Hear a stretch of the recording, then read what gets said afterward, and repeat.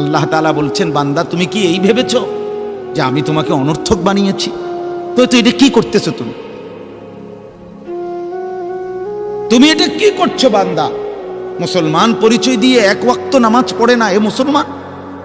তুমি এটা কি ভাবলা? মুসলমান পরিচয় দিয়ে কোনোদিন হালাল হারামের কোনো পার্থক্যই করলা না। 40 বছর 30 বছর যা পাইলা তাই কামাই করলা, হালাল হারাম জায়েজ না জায়েজ, সুদ কিস্তি সব কিছু যা পাইলা সব কামাই করলে, এটা মুসলমান?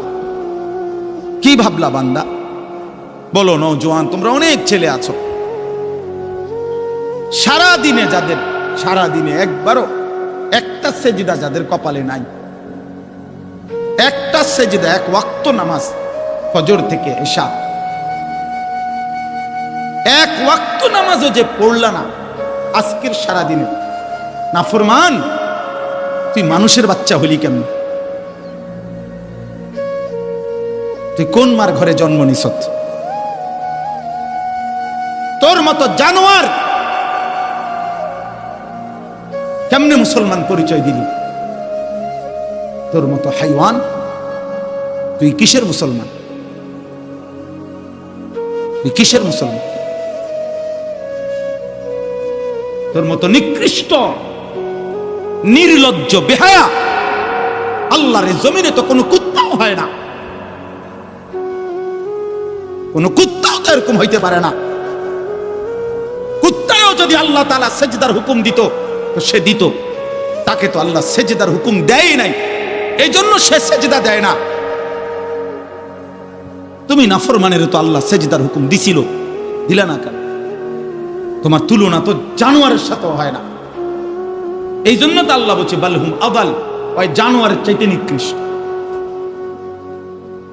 ওর উদাহরণ নাই, ওর তুলনা কুকুরের সাথেও না, ওর তুলনা শুকরের সাথেও না। আল্লাহর কোন সৃষ্টির অন্তর্ভুক্ত না। বলো মিয়া, এত বিবেকহীন কেমনে হইলা? আফা হাসিবতুম আন্নামা খালাকনাকুম আবাথান, কি ভেবেছো বান্দা আমি তোমাকে অনর্থক বানিয়েছি? তোমাকে আমি একদিন, আমি আল্লাহ এক সেকেন্ডে চাইলে পারি, কুন ফায়াকুন, আমি হও বললেই হয়ে যায়।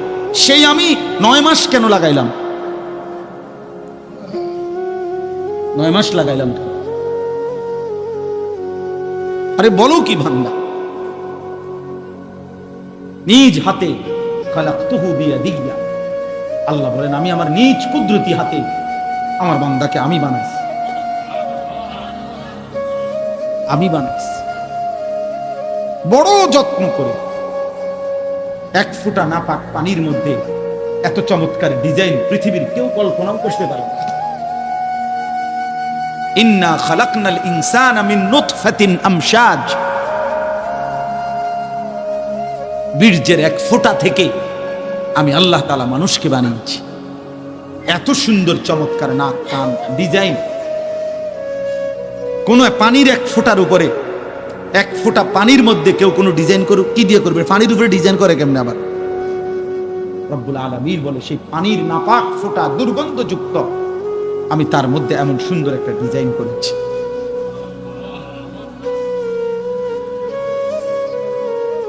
কেমনে ভুলে গেল?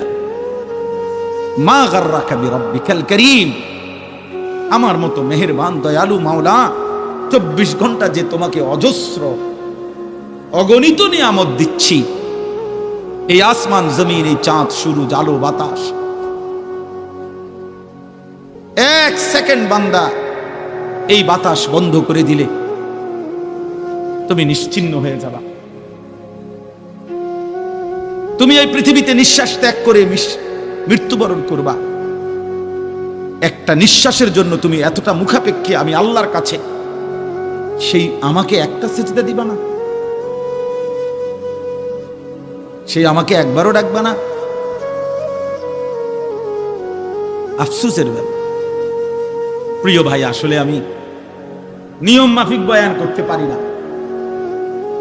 আমার ভাই আমাদের অনেক আদরের ইউসুফ বিন ইকবাল, সে চমৎকার বলতে পারে কোনো একটা বিষয় নিলে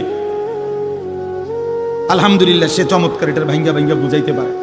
ওই বিষয়ের যত কিছু আছে সব সে বলতে পারে, যার কারণে আমরা নিজেরাও তার বয়ান শুনি। আলহামদুলিল্লাহ, বাস্তবিক অর্থেই মহব্বত করি, তাকে দিল থেকে মহব্বত করি। কিন্তু আমি এগুলো কইতারি, আগে যাও চেষ্টা করতাম, এখন আর পারি। এত ছেলে দেখলে আমার মাথা গরম হয়ে, হাজিব ব্যাপার। হায় হায়, এই ছেলেগুলো যদি সবগুলো এশার নামাজ পড়তো কেমন সুন্দর হতো।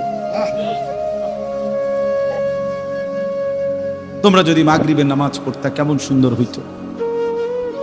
বেঈমান কি পরিমাণ ভয়ে কাঁপতো যে হায়, মুসলমানের যুবক মসজিদে ঢুকে গেছে, মুসলমানের বিজয়ের পতাকা উড়ে গেছে, উড়ে গেছে। আমার কাছে এই মৌলানা ইউসুফ আমার একটা বই দিছে, 4টা বই দিছে সুন্দর, হজ্জের আগে। আমি হজ্জের সফরে তার বইগুলোই পড়ছি, এখনো আছে গাড়ি। এর মধ্যে একটা বই দিছে আযমু শাবাবিন ফিল ইসলাম। ওই বইতে স্পষ্ট আছে যে রাসূলুল্লাহ সাল্লাল্লাহু আলাইহি সাল্লামের নবুয়তের 23 বছরে, খোদার কসম বন্ধু, নবীজির 23 বছরের নবুয়তের জীবনে সবচেয়ে বেশি সহযোগী ছিল নবীজির যারা, অহুম শাবাব, ওরা যুবক, অহুম শাবাব আল্লাযীনা নাসারুর রাসূল সাল্লাল্লাহু আলাইহি ওয়াসাল্লাম, অহুম শাবাব। হযরত আনাস ইবনে মালিক রাদিয়াল্লাহু তাআলা আনহু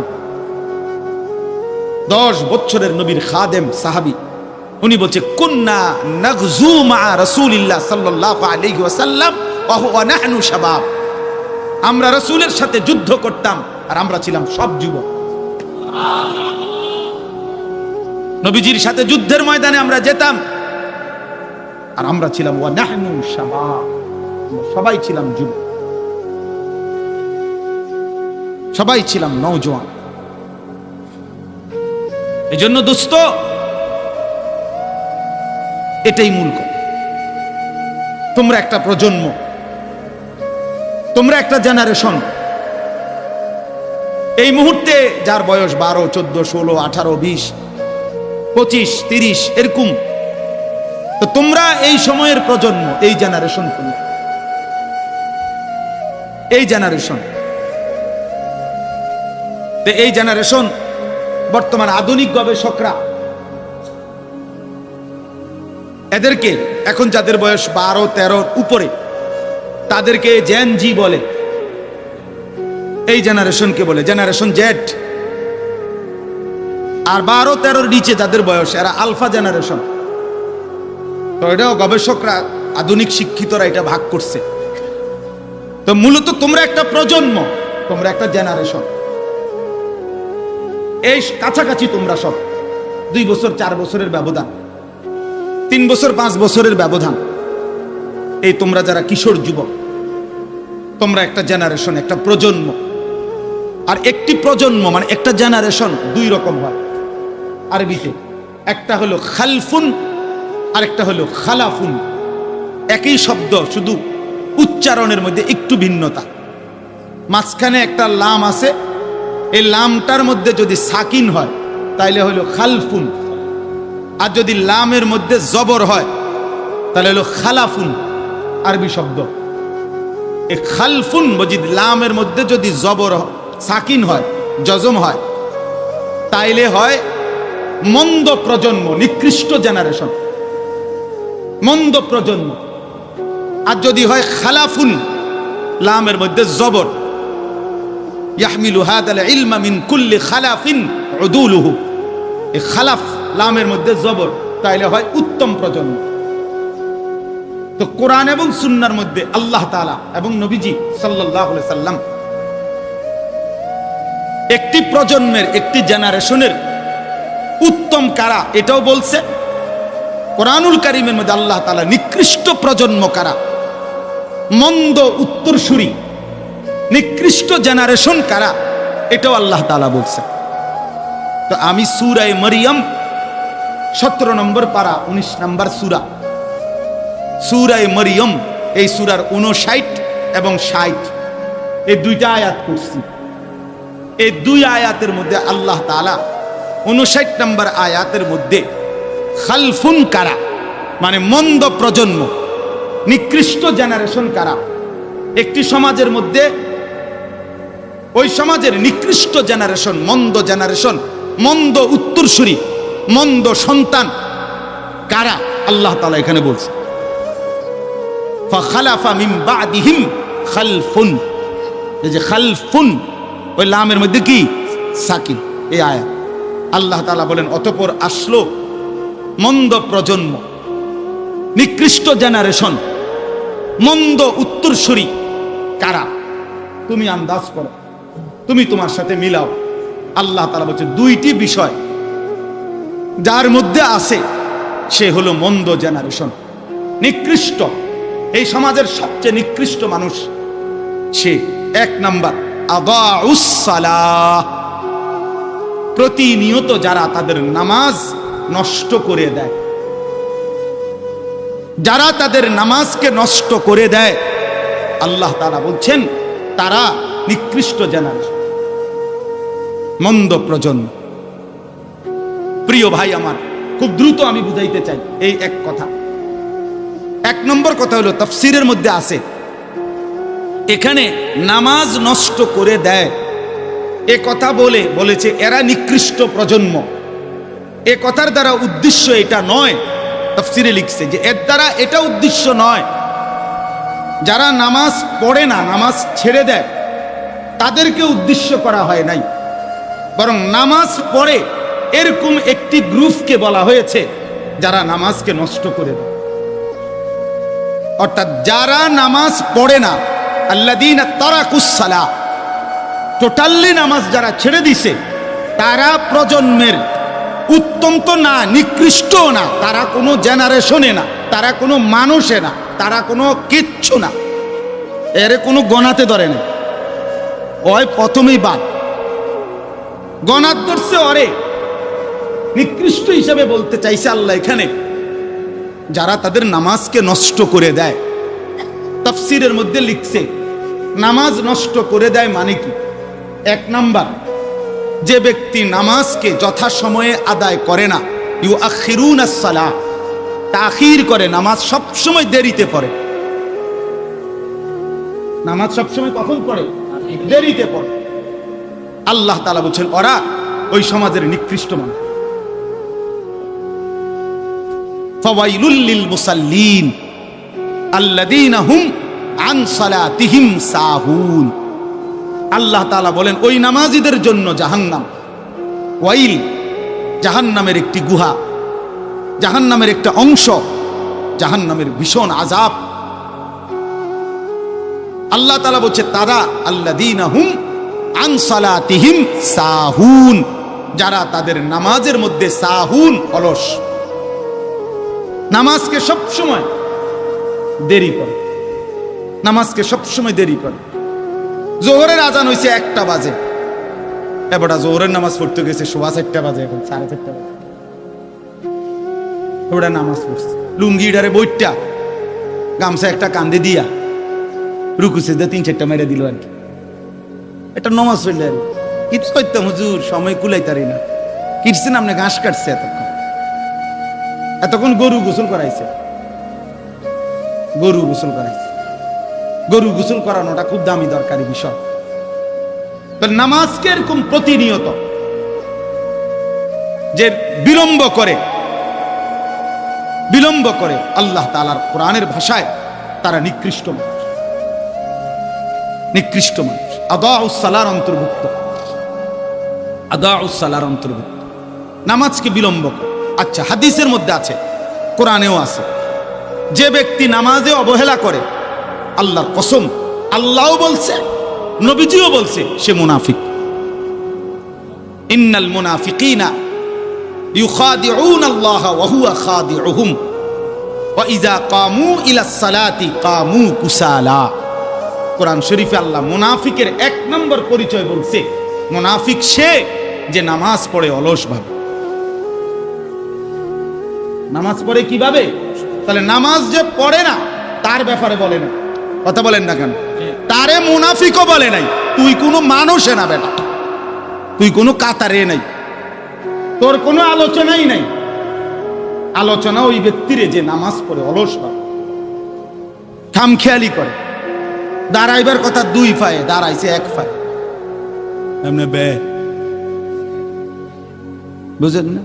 অলস নামাজের। রাসূলুল্লাহ সাল্লাল্লাহু আলাইহি সাল্লাম বলছেন, তিলকা সালাতুল মুনাফিক, ওই নামাজ মুনাফিকের নামাজ। ইয়ারকুবু হাত্তা তাগরুবা শামস, আসরের নামাজ না পড়ে যে অপেক্ষা করতেছে, অন্য কাজে ব্যস্ত আছে, এরই মধ্যে সূর্য ডুবে যাচ্ছে।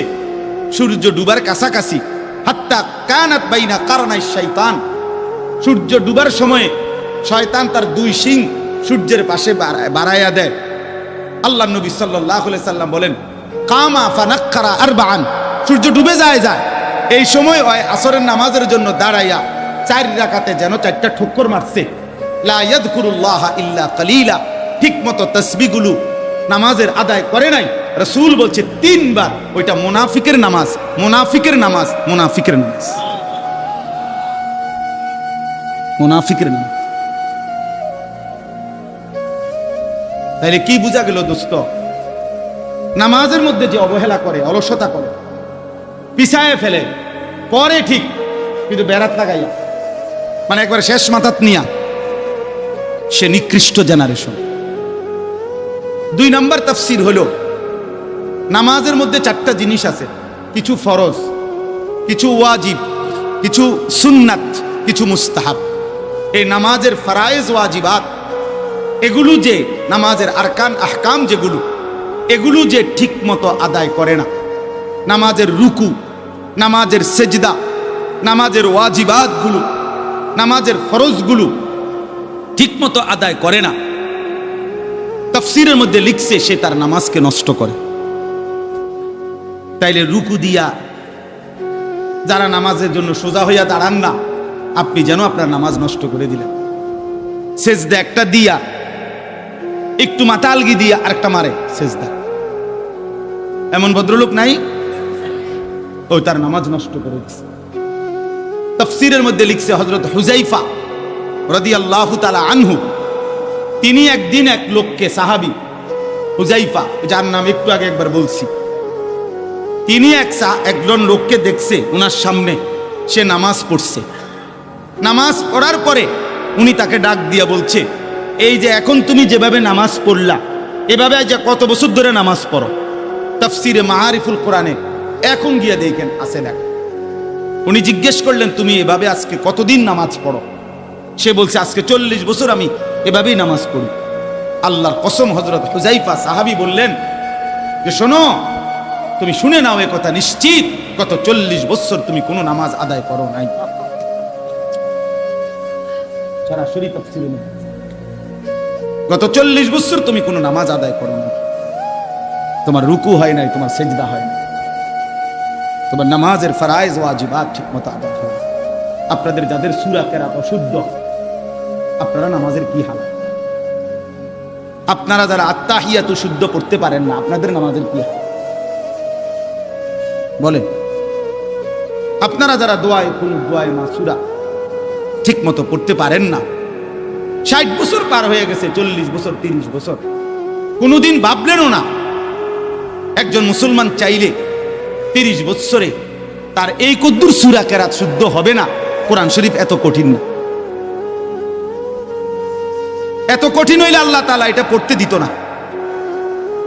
এটা সহজ ছিল। ওয়ালাকাদ ইয়াসসারনাল কোরআন, আল্লাহ বলছে আমি কোরআনকে সহজ করে দিয়েছি, লিযিকরি, বুঝার জন্য, শেখার জন্য, অনুধাবন করার জন্য। অতএব আপনি ইনসাফ করেন।